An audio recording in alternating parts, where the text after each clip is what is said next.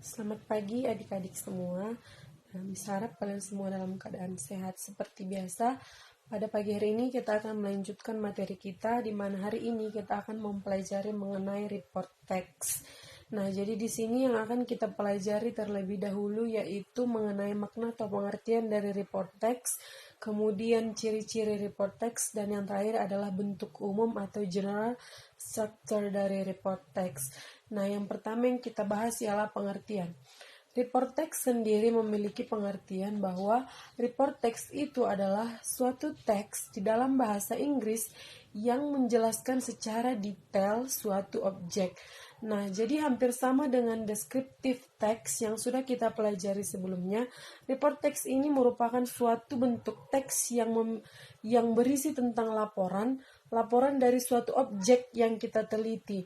Nah, jadi di dalam laporan ini kita memberikan penjelasan dari objek yang kita teliti tersebut secara detail maupun secara lengkap. Nah, jadi di situ objek yang kita teliti itu kita buat di dalam laporan kita itu, di mana laporan kita itu berisi dengan lengkap. Kemudian di dalam laporan itu, objek tersebut ataupun laporan yang kita diisi dengan fakta-fakta yang kita lihat dari si objek yang kita teliti.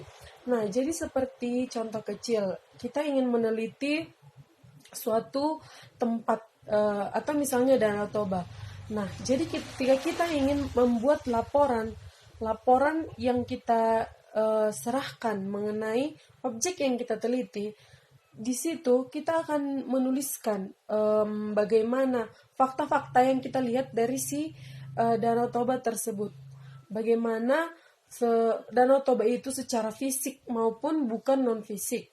Nah, jadi di situ berarti kesimpulannya bahwa di dalam report text ini, laporan yang kita tuliskan mengenai si objek yang kita teliti itu adalah fakta-fakta yang kita lihat dari si objek tersebut.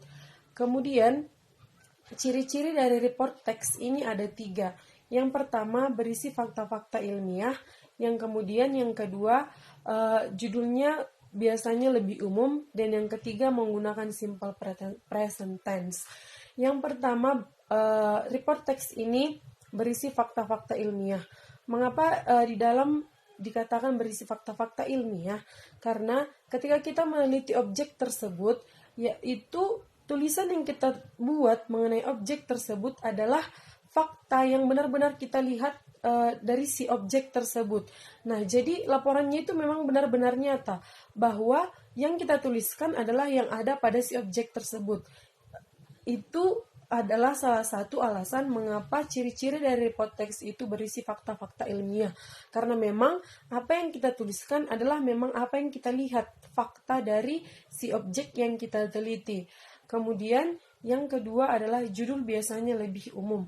Kenapa judul dari report text biasanya lebih umum? Karena supaya si pembaca ataupun kita yang menulis suatu report text ini merasa lebih tertarik ataupun merasa lebih simple atau sederhana dari membaca judulnya sehingga masuk ke dalam isinya.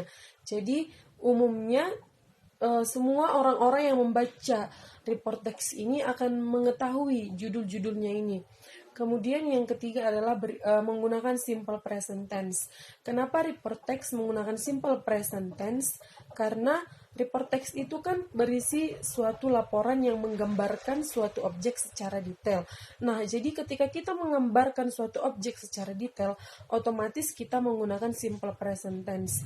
Karena apa yang kita lihat pada benda tersebut pada saat itu yang kita tuliskan di dalam report text atau laporan kita.